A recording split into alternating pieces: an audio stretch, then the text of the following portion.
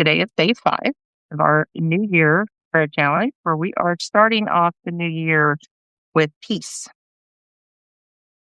We are going to be confident women who love the Lord, women who fear the Lord, who go about doing all of the chores, all of the jobs, all of the hats that we have to wear. We're going to do it without doubting that God is uh, capable of sustaining us, and that God has made us capable of doing the things that He's asked of us. We're going to walk into every day thanking God for the opportunities that we have to serve others, whatever that looks like. Whether you are married or single or a widow woman, the way you serve people is different. Everybody's in a different season. Everybody's got different people to take care of. Everybody has different circumstances wherein having a servant's heart comes into play. It is not limited to marriage. It is something that all women are made to do, what we're created to do well. Men serve in their way and they do it well. And we serve in our way and we do it well. And I don't need to compete with my husband. He can serve the way that he does, and I'll take care of the way that I do. And yep, we tend to juggle many plates all at once. And it's because, for whatever reason, we are designed to do that for the most part. You have the rare woman who is a little more linear in that she just does one thing and one thing at a time and does that one thing really, really well. But most of us are capable of hearing the little voices in the background, listening for somebody to fall, somebody who's gotten hurt, somebody who's getting into trouble, and keeping an ear out for them while we are folding the laundry, getting dinner together, figuring out the budget, all of those things. We are capable of giving our husbands the attention that they need while also being aware of other things that are going on. We are capable of tending to our older parents while also running our homes. It's just, we are made to do that. Men can figure out how to pick that up, but they're not made to do that in the same way that we are. They are made to really do all of the work that provides all of the fodder for you to use to accomplish that. And then we are really good at adding all of the things that amplify the things that those men do. The things that draw attention to them, make them better, improve on them. Think about what we were created for. We were created to fill a gap, something that Adam could not find until God created a woman. So we're very special, and we need to not be sorry for being women. So I hope that this week, in praying through Proverbs 31, that you read these things as a woman of valor, and you were reminded and uplifted that you have been given a role of protection that is vital and takes skill, and you were created to do it. You might need to learn some things to do it better. You might be of an age where you haven't learned all of those skills yet. Not all young women have all the skills to do all the things that a married woman might one day need to do. Same as a new young person in their first job does not have all the skills that somebody who has been a veteran in their job for 20 years has. We get better as we get older and work harder. It's just par for the course, and it applies to how we are as women as we function in the world. And it needs to be okay. I had to learn. And unfortunately, I didn't learn it until I was in my 30s. But I really wish that I had been confident in my 20s. I did not see myself as having to compete with the women in their 60s. They had more time. They had more capability to go visit people. They had more opportunities for things. They had more funds in most cases. These women that I knew had more funds to be able to share more than I could. I could do what I could do. But my focus was on a young family and young children. And I spent so much time trying to keep up with those elderly women, which really wasn't right. That takes something away from them. And it put a burden on me that I should not have had to carry. But that was all my fault. God didn't do that. So I didn't have this prayer challenge then. I didn't have this understanding of Proverbs 31 then. And she was a burden to me. She was an albatross around my neck that I could just never eat. And when I saw her as the ultimate thing to grow into, the potential that I had because of all of the blessings I'd been given, she made everything all different. And when I saw her as God sharing her because she was real, she was a real woman who could really do all of those things. I don't have to do every single one of those things, but I could manage that many things because other women did. It took the pressure off. So I hope that this week you've gotten some of it. Let's do a quick revamp. Day 3, there are videos on day 1 and day 2, and you can go back into the prayer challenge and find those. Day 1, we just established how to pray at the very basic core of things.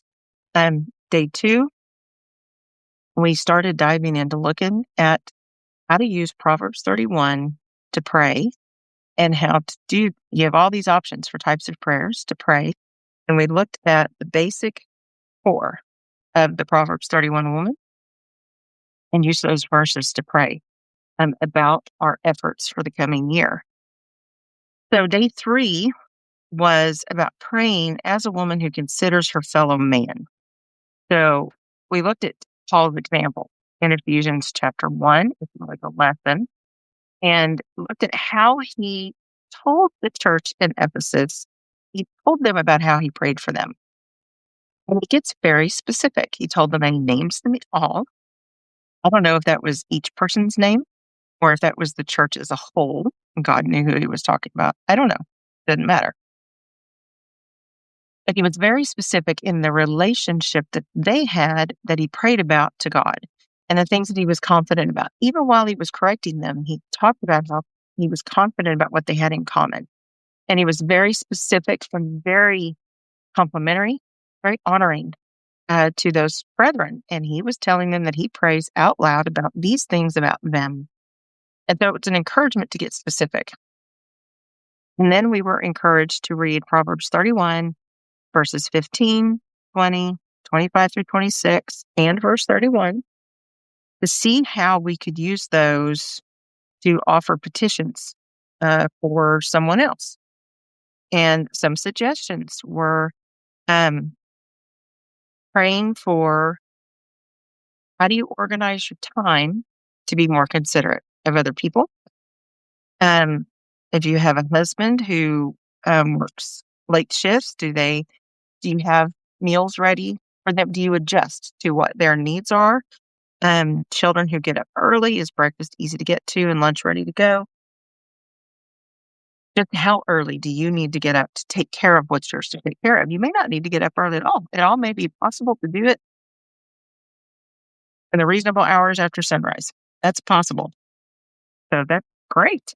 But if you need to get up, be willing to get up and do those things so that you can better help others and consider what their needs are and how you can best achieve meeting those needs. She looks out for the poor, looking for opportunities, asking God to help give you those opportunities to see them, not to avoid them when you do see them. The door of opportunity opened for you. Or specifically naming someone that you know who's good at that. You know someone who's really good at taking care of the poor. They're always amazed at the opportunities that they seem to encounter that never cross your path. Well, there may be a reason for that. That's her gift. That's what she has an abundance of. Well, you have a different abundance. We're all meant to give our own skills to the service of the Lord as best we can. We're not all supposed to be able to give the same amount of the same skills. So that's just redundant. We don't need that. We're supposed to all give different parts. That's the eye and the thumb and the foot. And as God puts it, that you have all these different body parts that achieve different things, but to one goal. And so we need to not forget that. So also praying for a joyful attitude and having kind words towards everyone with whom you come in contact. Those are prayers about that you can pray for others Um, and especially praying for people who are good at those things. Consider them, call them out, bless them to the Lord. Um, those are the times, those are the only times when you can brag about people. You can brag in the Lord. You can boast in the Lord about people who are doing godly things. Otherwise, boasting is just not good. You can boast in the Lord for things, but other than that, we shouldn't be boasting or bragging about anything, because then it's really just about us. So we learned Wednesday how to pray for others from those verses, how to see those verses as saying something that I could word into a prayer that was about someone else. Yesterday, day 4 was all about looking at verses that apply to your financial situation in your home. Um, so this applies, like all of our prayers do, whether you're married or not. You're in a position where you're earning an income, and who all is going to be taken care of by that. We're told over in the New Testament that for everyone to put their heads down, do their job, earn an income so they can stop so they can stop stealing, stop thieving, and put your head down, do your job, work hard so that you can support your family. And if you have leftover, do for other people. So the first priority is take care of your family.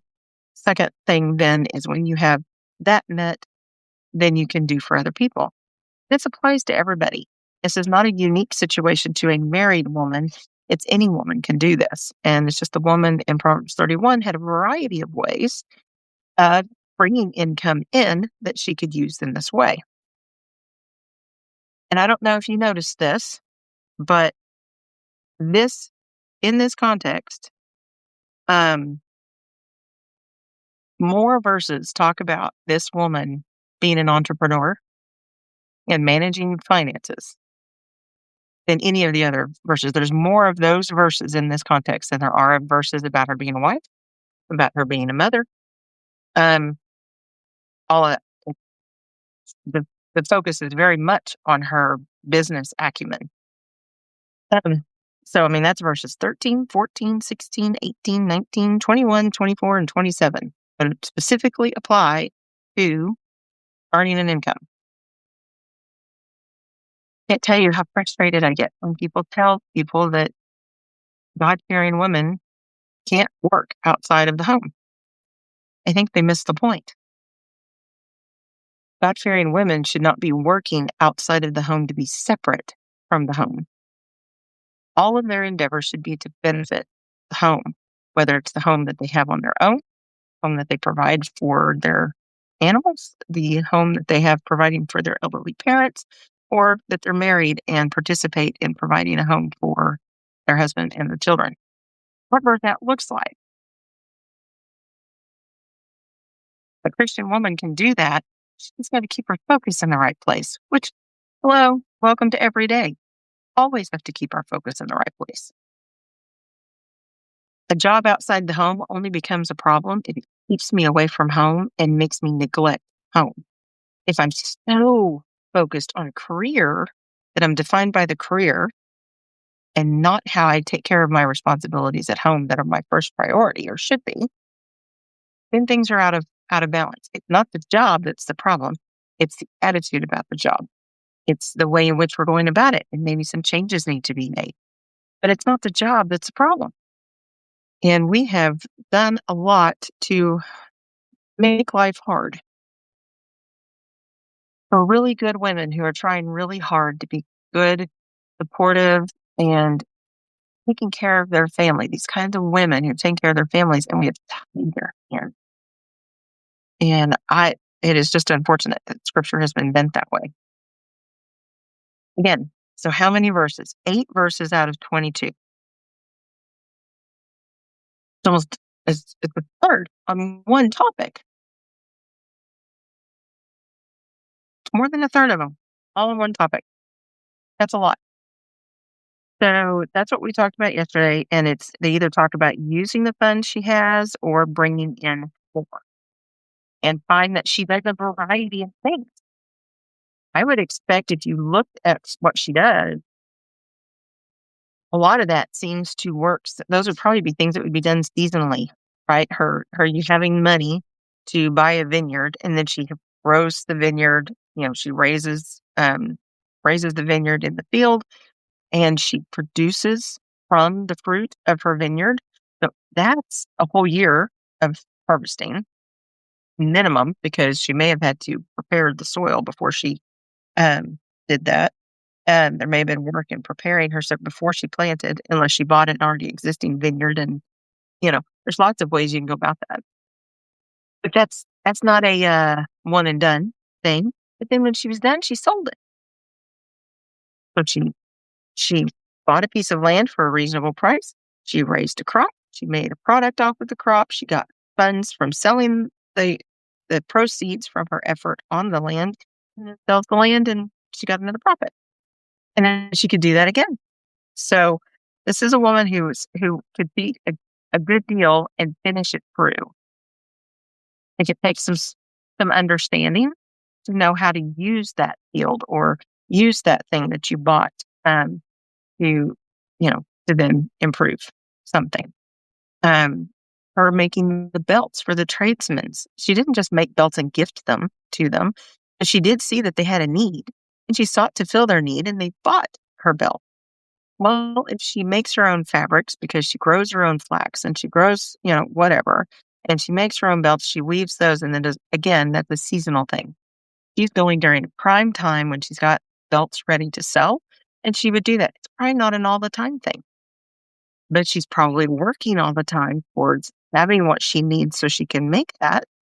And that's an example of what she does. What if she does a different thing every year? This year, that was the big thing that she found for the tradesmen, that she could provide that. There's lots of tradesmen coming, bringing in spices.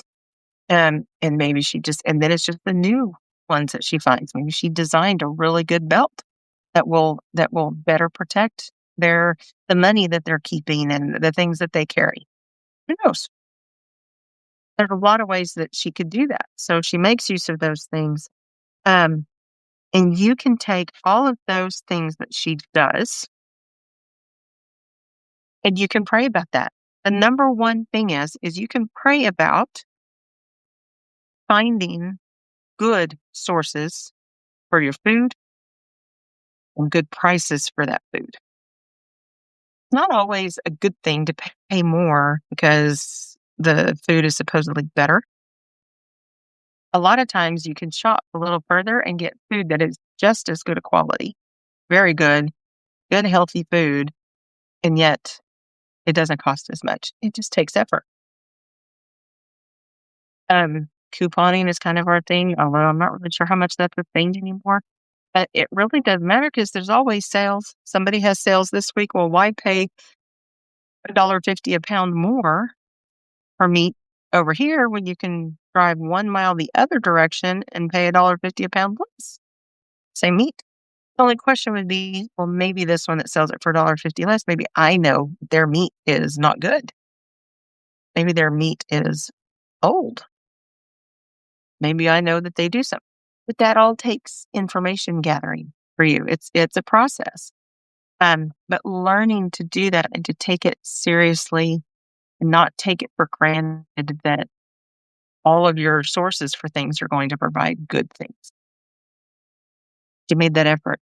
Pray for God to make you care, to help you to care about that. I think some of that goes back to also help remembering God made our bodies to heal, to respond to the food that He created. Maybe, just maybe, there's a benefit to valuing food in the form that God created it as much as is possible. Bananas and tomatoes are not in the form, carrots are not in the form in which they were originally, or if it isn't even beneficial. So I can't go all the way back. I can at least eat the thing that I know is real, that grows in nature the way that God intended. Um, and I can trust God with the health of my body by trusting Him with the food that He made. And shifting our trust from the man-made things to hoping that they'll do as well as God's things, to putting my faith and trust in God and His creation and the things that He did. Maybe that's just one aspect for that. Um, so, okay, so that gets us to day 5. So that means we've prayed in general, prayed a prayer with basic scriptures from Proverbs. We have prayed about the kind of circumstances we want our home life to be, our lives to be as women generally. We have prayed for other people specifically. We have acknowledged something they're good at. We have prayed about something that they need. We have given attention to someone else, specifically with our prayers, focusing on Proverbs 31 and verses that show her doing the same thing. Then we prayed about our finances and how we handle money, attitudes about working, and what our efforts in helping to provide for our family could look like. And then we get to today. And today, this gets more to our relationships. The focus on the context is on a married woman. But as we talked about in the lesson, nothing in what she does for her husband, none of that only exists in marriage. The attitudes that are there, the trust that she builds, the care she gives, the respect that she shows, those are all things that a young woman should show to her father. It is good behavior to have towards a boss. If you are the boss, be this way towards other people. Respect other people as humans, and they will value you. They will respect you. They will hold you in honor and esteem because you're treating them like they're God's creation. And this woman in Proverbs 31 does that. So today's prayers are about striving to be a wife who is pleasing to God. And our focus is on verses 11, 12, 23, and 27 through 29. So I'm going to read these verses, okay? Just these separate verses from our context. So Proverbs 31:11, the heart of her husband trusts in her, and he will have no lack of gain. He did him good and not evil. He does him good and not evil all the days of her life. It's 11 and 12. And in verse 23, her husband is known in the gates when he sits among the elders of the land. And then in 27 through 29, it says, she looks well to the ways of her household and does not eat the bread of idleness. Her children rise up and bless her, her husband also, and he praises her, saying, many daughters have done nobly, but you excel them all. I love that word nobly. It's basic. It's the same word that is associated with Sarah, and it's being a princess, noble woman. Which, if you put that in the context of, go back, you're talking King James language, right? Noble woman was more than just a wealthy woman. She was usually a woman who managed a large group of people who all lived on her family's area of land, who all had their own households, who were all working her land or making bread, or they were all doing businesses. And often she would go, and so she's buying from them, or they're supplying her household by their efforts. So she goes and supports their efforts. All of that kind of stuff went into the idea of a noble woman. She wasn't just, she's really not the idea of a queen that you might have of one who just sits on a chair and just waits to be served. She serves by taking care of those around her. In the U.S., I think of this as a Southern thing, but I really think women all over the country behave this way. United States, 1700s, 1800s. But you think of the plantation, right, scenario where you've got this large property that has a lot of people on it, and one woman who's in charge of making sure that all of the workers, whether they were slaves or free at the time, It didn't matter, but whoever was working for her, she had to make sure they were clothed, make sure they had food, and she had to make sure that they were all doing their jobs and that her manager of the property was doing the job. That often fell to the woman to manage those things, to see to it that that stuff ran well. Um, and all of that was so that her husband could go about doing things that were kind of bigger, I think politics and the things that drive the value of money in the area, the bartering and those kind of things. He could go do that kind of stuff because all of this was running over here. And it didn't matter if you had a big scale thing or a little scale thing. But the idea, not only managing herself, she's managing a lot of people to care for, a lot of people, someone who might get hurt, someone who might get sick. And she's called on to at least have the means to take care of those things. That's the idea of nobility. And the woman who handles things nobly handles those things like a noble woman.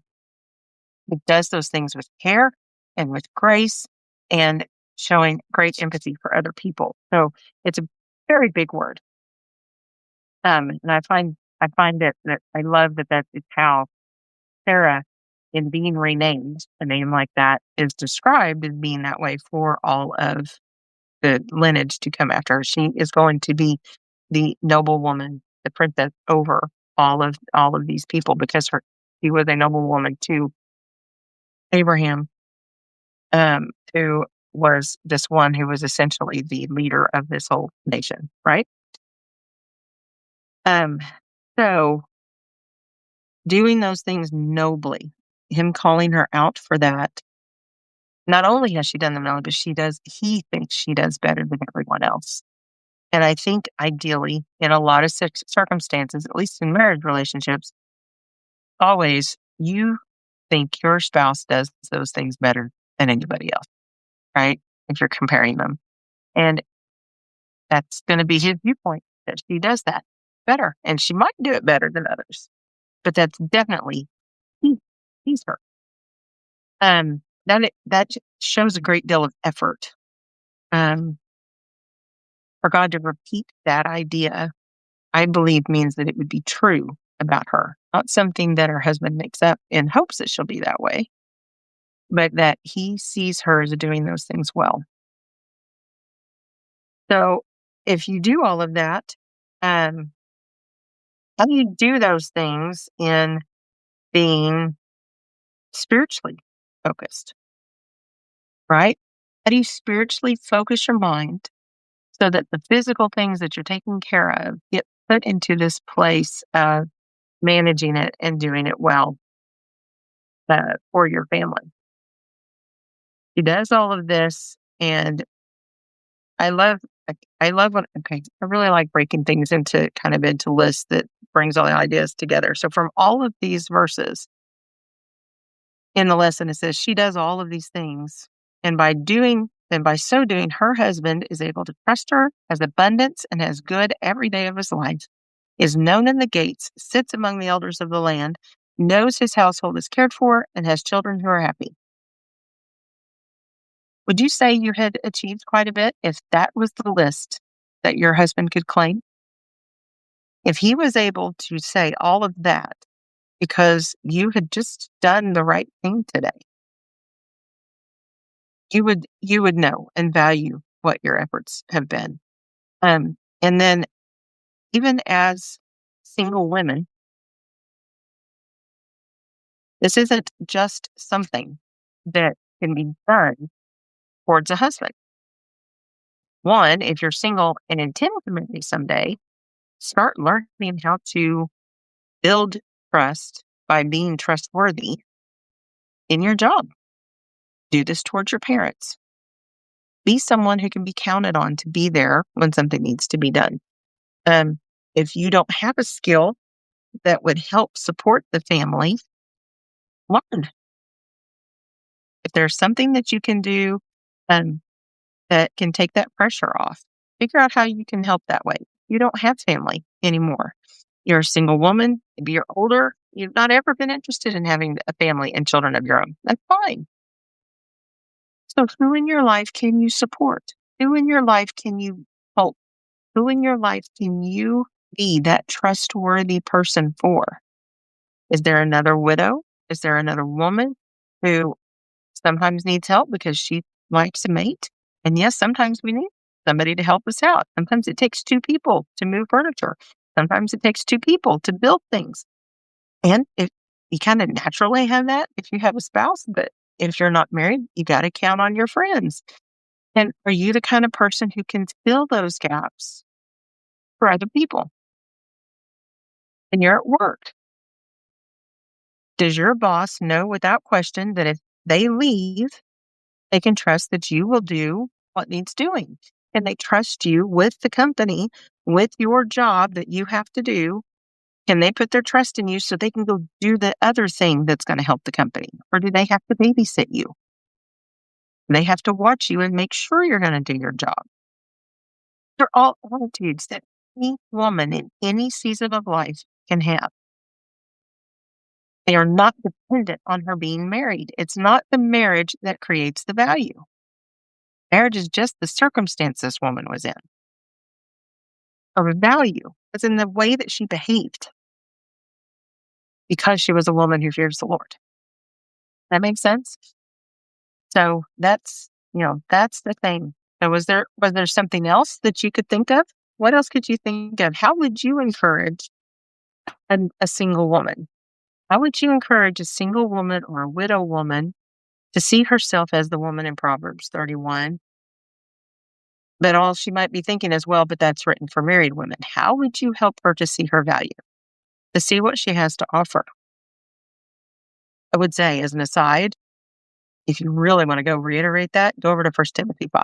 Because 1 Timothy 5 is the widow who is deemed a worthy woman who can be supported by a congregation if she is in need. Um, and she has no family. Her husband has died and all her children have died from the circumstance. So she's alone and can't support herself. But it's not just that her circumstances are such that she doesn't have a family to help her. She has to have a character, has to be someone who has behaved towards the brethren in the church a certain way. That woman is the Proverbs 31 woman. But she's single. She's a widow. Has no one to care for other than the church and strangers. And she has a reputation for doing both. So she's a good woman to go find all of the exact same character traits that you see here in Proverbs 31. They're just applied towards an older woman over in 1 Timothy 5. Okay. So, did you do? Do you feel encouraged? Do you feel like you're more equipped to pray for yourself in what you want to be for God this year? And to do so without doubting whether or not you're right to do it and without feeling guilty because you've got to pray about yourself. I don't have to take things to God. And it's important to remember that our Lord Jesus Christ went into the garden and prayed about himself.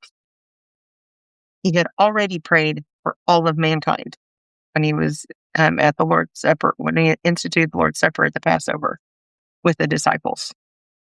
At that point, he prayed for all of mankind. His prayer in the garden was for himself because he was afraid of what was coming. And he was asking if there's another way, can this go away? But always, I will do your will if this can't go away. He prayed for himself and he walked out of the garden with those burdens lifted. Not a shame to pray to God about yourself. You just need to make sure you're praying to God and not to yourself. Remember the publican who stood and pounded his chest and told God how good he was and how he was better than this other man and did all things. Pretty much, he was just talking to himself. He had nothing to tell God because he already had it figured out. Just don't be that guy. Take your prayers to God the way that Jesus taught you to, but take the things that worry your heart. David did. Hannah did. She prayed about she wanted repeatedly. So can you. So You're not in a fight or in a battle to be the best woman versus another woman. This is just you and God walking through life in God's will. That's all it is. So, just a few. I want to read these last few verses just as a reminder to take with you as you go on your way. This is at the end of our lesson. In Proverbs 8:26-27, it says, "In the same way, the Spirit also helps our weakness, for we do not know how to pray as we should. But the Spirit Himself intercedes for us with groanings too deep for words. And He who searches the hearts knows what the mind of the Spirit is, because He intercedes for the saints according to the will of God." So, the Holy Spirit knows what your spirit, your inner spirit, needs, and He makes intercession for you. Isn't that amazing? He's gonna get those words so that Jesus can be your lawyer and make your case for him to God. In Romans 8:33-34, who will bring a charge against God's elect? God is the one who justifies. Who is the one who condemns? Christ Jesus is He who died, yes, rather, who was raised, and who is at the right hand of God, who also intercedes for us. And then Hebrews 7:25. Therefore, He is able to save forever those who draw near to God through Him, since He always lives to make intercession for them. The Spirit up in heaven will pray for you when you don't have the words. Jesus, this is why you pray in Jesus' name, is because Jesus is standing between you and God, and He is taking your case to God. That's that idea of intercession. He's going to go make your argument for you. He is going to go argue on your behalf about whatever it is you're praying about. Can you just see that? Can you see that idea that you kneel down and you put your heart in your hands and in prayer and tell the Lord, Lord, I want to be a woman who hears you and loves you and lives for you in a way that impacts the people around me. I want to serve in any way that I can. I want to care for my family. I want to care for my coworkers. I want to care for the strangers in the world. I want to be hospitable the way that you want me to be. Help me to do that. Help me to live by your will every day. And then here's Jesus. He's going, okay, here's her prayer. He's going to go to the Lord and he's going to go, Lord, this is what this woman's asking for. This woman has a good heart and she wants to serve you. And these are the things that she wants your help and your comfort in. And you've promised those to her, Lord. Father, you have said that you would give them your comfort and that you would build her up. And here's her prayer. And so I lay that in front of you. You'll make that argument for your benefit. So God hears your prayers and you get an answer in return. James 1 tells us to trust that, to believe that. That's why our doubts need to go away. God is, and He is one who, what? For those who diligently seek Him, He does good for those people. Blesses those who diligently seek Him. It's the ultimate in faith, is knowing that God is and that He rewards those who seek Him. That's it. I pray to God. I'm going to seek Him. I'm going to get up today with the hours that I am blessed with on this earth today. I am going to do God's will. The things that are hard and that scare me, I may come to God and say, I really would like this to go. This is too big. This is too much. And if there is a way for me to not have to go through this, please take it away from me. But if I have to go through it, I'm going to do your will, not my own. That's what Jesus prayed. You can pray about the hard things and wish the hard things away. You can ask God to take the hard things away. And sometimes he does. Think about that. Evil King Ahab. God didn't destroy him because for 2 seconds, Ahab had a moment of, okay, wait a minute, maybe I need to do what God said. God had mercy on him. If even Ahab had mercy on him, even Hezekiah, who gets kind of big for his britches, he gets sick and he starts crying because he's sick. And God's like, okay, we'll give him some more time. That guy didn't even ask. Just gave him more time. He can do those things. He hears you and he knows that you want to be a good woman for him. He knows that you are doing what you can. And God knows that you can do all of the things that he's put in his book. Because he trusted you to do them. The trick is you're supposed to trust him enough to do those with him. Lean on him, his power, his energy, his goodwill. And you can go forth as a woman who fears the Lord, confidently serving those around you, whatever season you're in. And you can pray about it every day, whatever it is, the thing that you need to do today. Whether you are praying about the day that you need to go and vote, start praying now. We're going to be voting later in the year. Lord, help me to pray and help me to act in a way that I should towards my government. What would make you happy? Please help our government to be what you would have them to be.